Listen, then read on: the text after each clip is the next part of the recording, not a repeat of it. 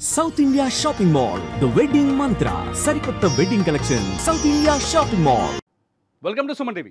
Operation Sindoor తర్వాత పాకిస్తాన్ భారతదేశాన్ని ఎలా బెదిరించాలని ఆలోచనలు చేస్తోంది. ప్రతిసారి ఒక్కొక్క ప్లాన్తో ప్రపంచ దేశాల వేదికలపైన ఒక్కో రకమైన బెదిరింపులకు కూడా పాల్పడుతోంది. పైకేమో శుద్ధపూసనని చెప్తోంది, లోపల చేయాల్సిన కుతంత్రాలన్నీ చేస్తుంది పాకిస్తాన్. తాజాగా సింధూర్ ఏదైతే సింధు జలాల నిలిపివేత కొనసాగుతుందో, సింధు జలాల నిలిపివేత తర్వాత పాకిస్తాన్ భారతదేశానికి మళ్ళీ ఏమని బెదిరింపులు చేస్తుందో తెలుసా? బ్రహ్మపుత్ర నది నీళ్ళను ఆపేస్తాం, మీ నార్త్ ఈస్ట్లో ఉన్న రాష్ట్రాలను ఎడారులు చేస్తాం, చైనా మాకు అండగా ఉంది, చైనా మాకు మద్దతు ఇస్తోంది, ఏ క్షణమైనా బ్రహ్మపుత్ర నదిని మేము అడ్డుకుని తీరుతామని చెప్తోంది. నిజంగా పాకిస్తాన్కి అంత శక్తి ఉందా? నిజానికి చైనాకి భారతదేశానికి మధ్య కూడా బ్రహ్మపుత్ర నది విషయంలో కొన్ని ఘర్షణలు, వివాదాలు, అభ్యంతర భేదాలు ఉన్నాయి. కానీ ఏ క్షణము ఎప్పుడు చైనా బ్రహ్మపుత్ర నదీ జలాన్ని అడ్డుకుంటామని భారత్కి వార్నింగ్ ఇవ్వలేదు. కానీ పాకిస్తాన్ ఇస్తోంది. సింధు జలాలు ఆగిపోవడంతో, పాకిస్తాన్కి సింధు జలాలు ఆగిపోవడంతో పాకిస్తాన్లోని పంజాబ్ రాష్ట్రం ఇప్పుడు ఎడారిలా మారుతోంది. పాకిస్తాన్లో ఉన్న కీలకమైన పంజాబ్ రాష్ట్రంలో ఉన్న కీలకమైన నదులు మెల్లగా నీళ్లు తగ్గిపోయాయట. నదుల్లో రైతులు తీవ్రమైన ఆందోళనలో ఉన్నారు. ఇప్పటికే పంజాబ్కి పాకిస్తాన్లోని సింధు ప్రావిన్స్కి మధ్య సింధు జలాలపైన గొడవలు ఉన్నాయి. పంజాబ్లో దాదాపు 3 కోట్ల ఎకరాలకి పాకిస్తాన్ ప్రభుత్వం నీళ్ళు ఇస్తుంది. కానీ సింధులో దాదాపు 1 కోటి ఎకరాలని ఎండబెడుతోంది సింధు ప్రావిన్స్లో అనేది. రెండు రాష్ట్రాల మధ్య ఘర్షణలు ఉన్నాయి, కొట్లాటలు ఉన్నాయి, రైతులు తీవ్రమైన ఆందోళన చేస్తున్నారు. పాకిస్తాన్ ప్రభుత్వాన్ని రెండు ప్రావిన్సులు వ్యతిరేకించడానికి కారణం కూడా సింధు జలాలు. అటువంటి సింధు జలాన్ని దొడ్డిదారిని ఎక్కడో మళ్లించే ప్రయత్నం చేసింది మధ్యలో పాకిస్తాన్.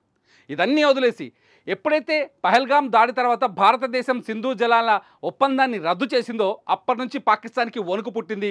ఏం చేయాలో అర్థం కాక ప్రపంచ దేశాల వేదికలన్నింటిపైన సింధు జలాలని ఏడిస్తూ ఉంది. ఇప్పుడు కొత్తగా ఒక కొత్త ప్రచారాన్ని మొదలుపెట్టింది. బ్రహ్మపుత్ర నదిని భారత్లోకి రాకుండా అడ్డుకుంటామని చెప్పింది. దీనికి అస్సాం ముఖ్యమంత్రి హిమంత్ బిశ్వ శర్మ చాలా స్ట్రాంగ్ సమాధానం చెప్పారు.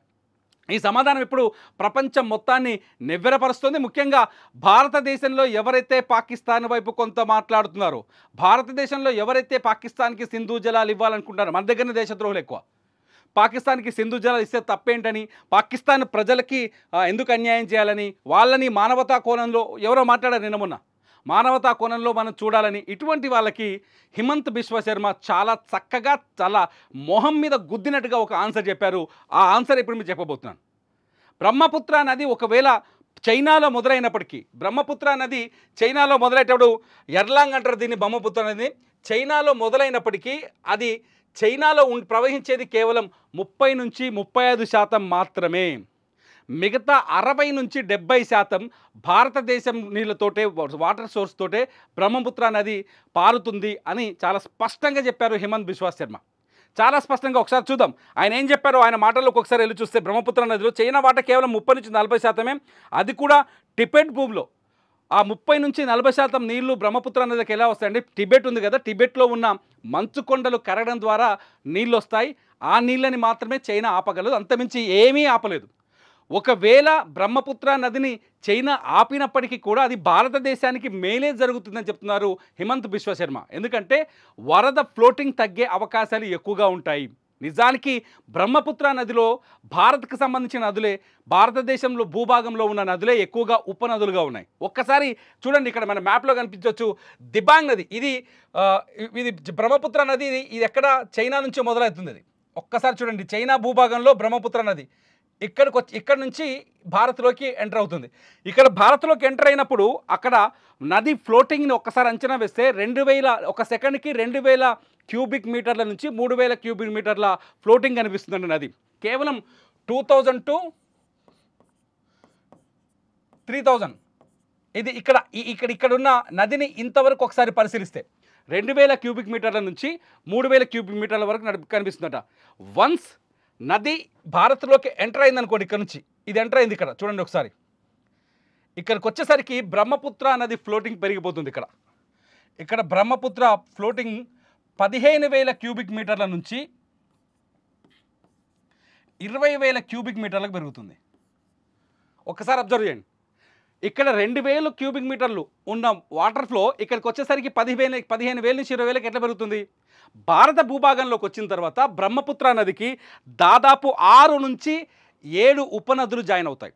అంటే బ్రహ్మపుత్ర నదిలో వచ్చే వాటర్ అంతా ఇండియాలో ఋతుపవనాల వల్ల, లేకపోతే భారతదేశంలో ఉన్న భారత భూభాగంలో ఉన్న హిమాలయాలు కరగటం వల్ల మాత్రమే వస్తాయి.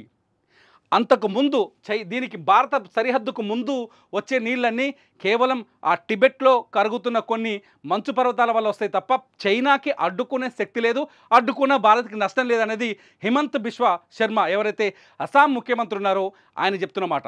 ఒక్కసారి చూద్దాం ఇక్కడ ఏ నది వచ్చి కలుస్తున్నారు ఒకసారి అబ్జర్వ్ చేస్తే. ఇక్కడ చూడండి, లోహిత్ ఈ ఉపనది అక్కడి నుంచి మొదలైన టిబెట్ ఏరియా నుంచి మొదలైన లోహిత్ నది వచ్చి ఇక్కడ కలుస్తుంది. తర్వాత దిబాంగ్ నది, ఇది ఒకసారి నేను కలర్ మార్చే ప్రయత్నం చేస్తా. ఇది దిబాంగ్ నది, లోహిత్ ఇది. ఇంకోటి వచ్చేసి సుబాన్సిరి, ఇగో ఇది సుబాన్సిరి ఇక్కడ వచ్చి కలుస్తుంది, బ్రహ్మపుత్ర నదిలో కలుస్తుంది. ఇంకోటి వచ్చి సైఖోవా, ఇగో ఇక్కడ నుంచి కలుస్తుంది. సైఖోవా కాదు, దీని పేరు ఏంటంటే ధన్సిరి, ఇది ఒకటి కలుస్తుంది. మానస్, ఇక్కడ నుంచి టిబెట్లో మొదలైన మానస్ నది వచ్చి బ్రహ్మపుత్ర నది కలుస్తుంది.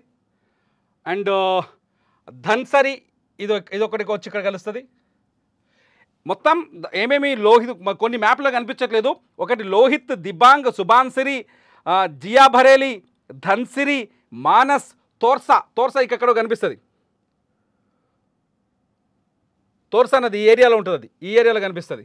సో తోర్సా అండ్ సంకోష్ నది ఒకటి, అట్లాగే తీస్తా నది ఒకటి. మొత్తాన్ని దాదాపు 9 నుంచి చిన్న చిన్న నదులు పాయలు అని కలుపుకుంటే దాదాపు 12 ఉపనదులకు పైన బ్రహ్మపుత్ర నదిలో కలుస్తాయి. సో ఎవరైతే పాకిస్తాన్కి సింధు జలాలు ఇస్తే తప్పేంటి అని మాట్లాడుతున్నారో వాళ్ళకి చాలా స్పష్టమైన సమాధానం హిమంత్ బిశ్వ శర్మ చెప్పిన సమాధానం. బ్రహ్మపుత్ర నది భారత్లోకి వచ్చిన తర్వాత, భారత్లోకి రాకముందుకు బ్రహ్మపుత్ర నది ఏమని పిలుస్తారంటే ఎర్లాంగ్ అని పిలుస్తారు. ఇది బ్రహ్మపుత్ర నది స్ట్రక్చర్, ఇదంతా చైనా భూభాగం అనుకోండి, ఒక రకంగా ఇదంతా చైనా భూభాగం అనుకోండి. ఈ ఏరియా అంతా ఈ నదిని ఎర్లాంగ్ అని పిలుస్తుంది. అక్కడి నుంచి ఎప్పుడైతే భారత్లోకి ఎంటర్ అవుతుందో అది అప్పుడు బ్రహ్మపుత్ర నదిగా మారిపోతుంది. ఇది కంప్లీట్గా ఎప్పుడైతే భారత్లోకి ఎంటర్ అయిందో ఇది బ్రహ్మపుత్ర నదిగా మారుతుంది. ఇలా నేరుగా వచ్చేది బంగాళాఖాతంలో కలుస్తుంది. అస్సాంలో చాలా ప్రాంతాలు, పశ్చిమ బెంగాల్లో చాలా ప్రాంతాలు, పశ్చిమ బెంగాల్లోని కొన్ని ప్రాంతాలు, చాలా ప్రాంతాలు బ్రహ్మపుత్ర నది పరివాహక ప్రాంతాల్లోకి వస్తాయి. బ్రహ్మపుత్ర నది ఉప్పొంగినప్పుడు వరదల సమస్యలు అనేకం ఉన్నాయి.